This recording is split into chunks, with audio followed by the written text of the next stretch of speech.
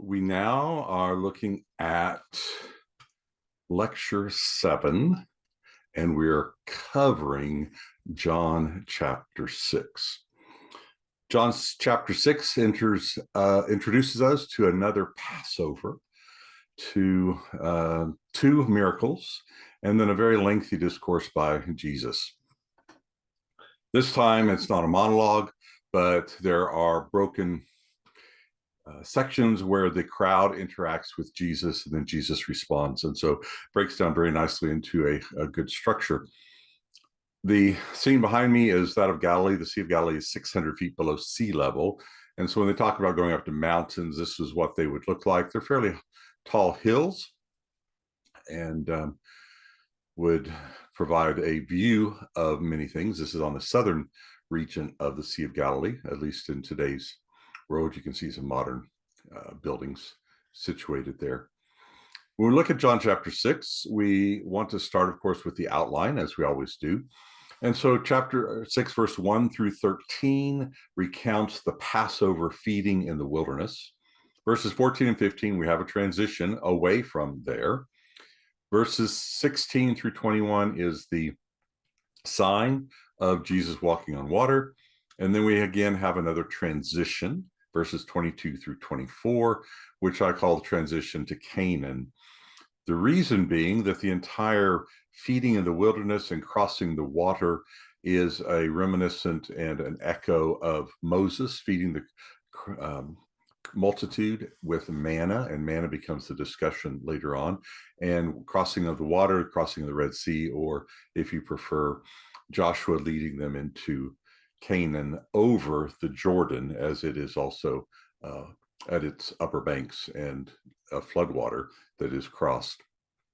We then have three discourses, one on the bread of life, the source, second on the identity of the bread of life, and third on what it means to partake the bread of life.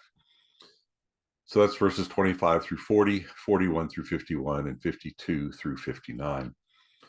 The final 11 verses, 60 through 71, is an interaction with Jesus and those who are following him, disciples. There are many who are following him, not just the 12, and so we have some interaction there. So that sets up the outline for this very lengthy chapter. It is crucial to the entire gospel. If we look at the structure of the gospel and take away the chapter breaks, which cause us to think a little differently, we look at the how the episodes develop, especially later on where they become longer episodes. This is a major turning point because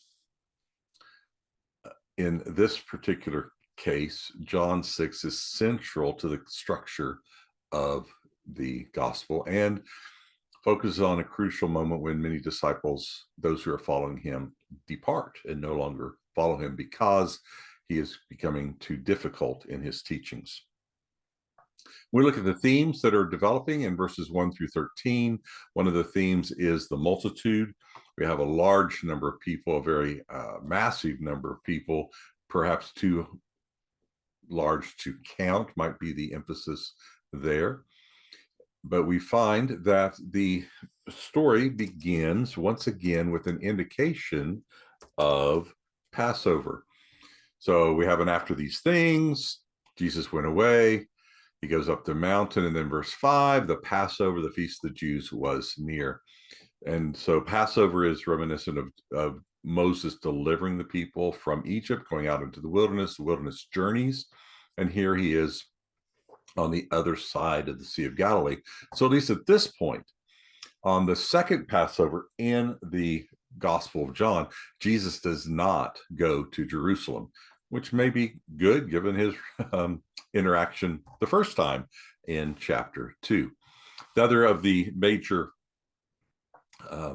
themes that we talk about are the signs as he's healing people. These are not accounted for us, but they are the motivation for the crowd to follow him. They saw the signs he was doing on those who were sick. So we know that Jesus does lots of healing miracles. This is not referencing necessarily the one sign that we have accounted in John 5, but just like at the end of John 2, Jesus is doing lots of things.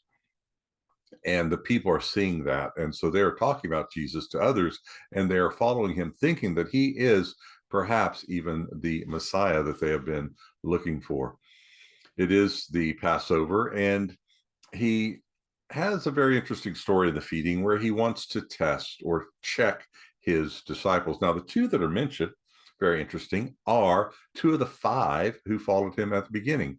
We have first off Philip, right? Where are we going to buy bread?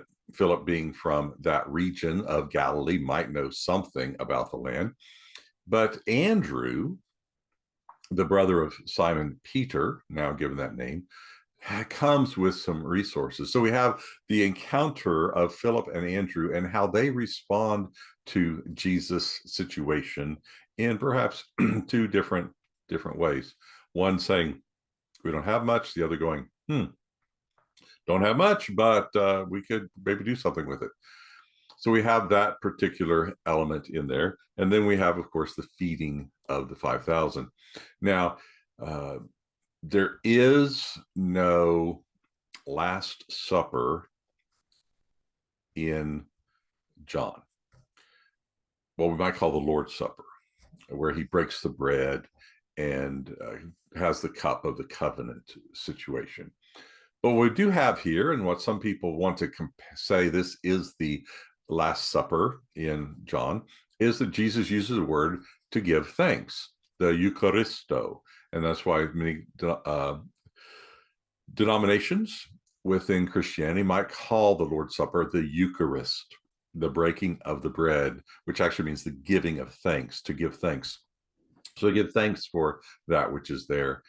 And then in the unusual instructions at the end, they gather up all the disciples. Now we know later in the book that there are many more disciples than just 12, but they have 12 baskets, which is representative of the 12 tribes of Israel. But they're to gather up and let nothing be lost, which is then reminiscent of the Exodus passage. If we go back to Exodus 13 and look at that, I'm sorry, not Exodus 13, but Exodus 16. And we go to verse 15.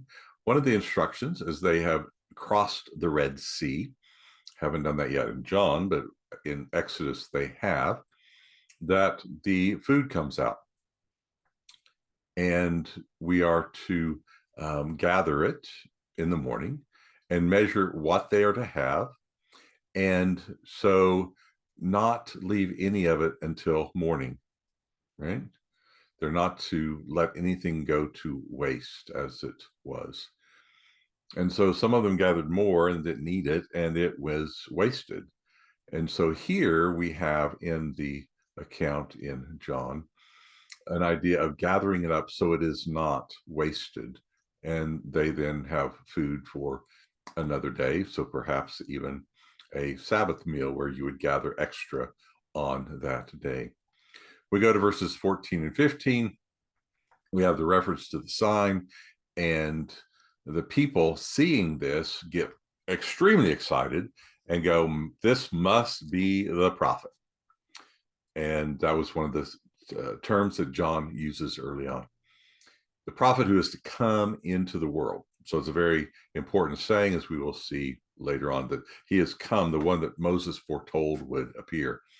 But Jesus is aware of their intent, and he withdraws. As you could see, going up on the hills, it may be rather difficult for a large crowd to follow, especially if it goes towards evening and you have only starlight and moonlight to find people in a crowd who would know who Jesus actually was. But they want to make him king, and so he withdraws because it is not time for him to be declared the king. But that's an important theme that's introduced here, which becomes part of the discussion with Pilate later on. So John 6 has many, many connections. So that's one of those important kind of themes that shows up at that point in time. As we now look at the water, evening is coming, leading into the next day. His disciples do what? They depart. They take a boat and go across the sea to the other side. But they run into a storm. He comes to them, says, "It is I, the I am saying, and don't be afraid." And all of a sudden they're to the other end. So the feeding of the 5,000 is magnified in this particular episode, and the feeding of, or the walking on water, is de-magnified compared to how the synoptics provide those. We then go to the other activity, that the crowd the next day knows the disciples have left. Jesus wasn't with them. They don't see him anyone. So they find some boats coming from Tiberias. And so not all the crowd could fit into those boats, but some of the crowd are able to fit into boats, and they cross over to the region of Capernaum, which is where the next scene is going to be identified and located. So Tiberias is on the southwest corner, and the boats have gone around the circle, and now they're gone to the east side, and now they're perhaps heading back. But they borrow some boats from that area. So we get into verses 25 and following. They ask a very simple question: "Rabbi, when did you get here?"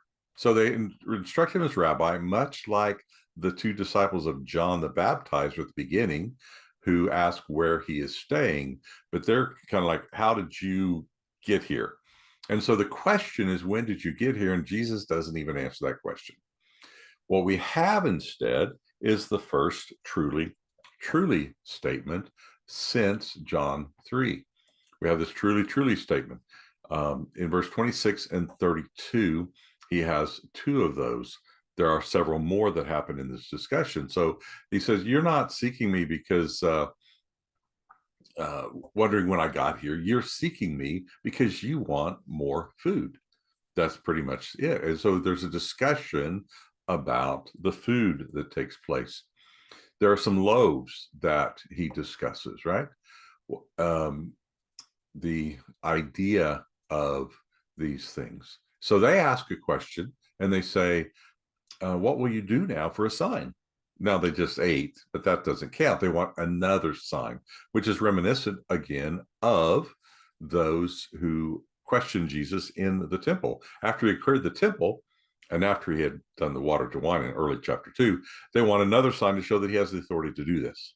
So there's this question of, the Messiah should do signs to demonstrate, but the fact is he's already done signs.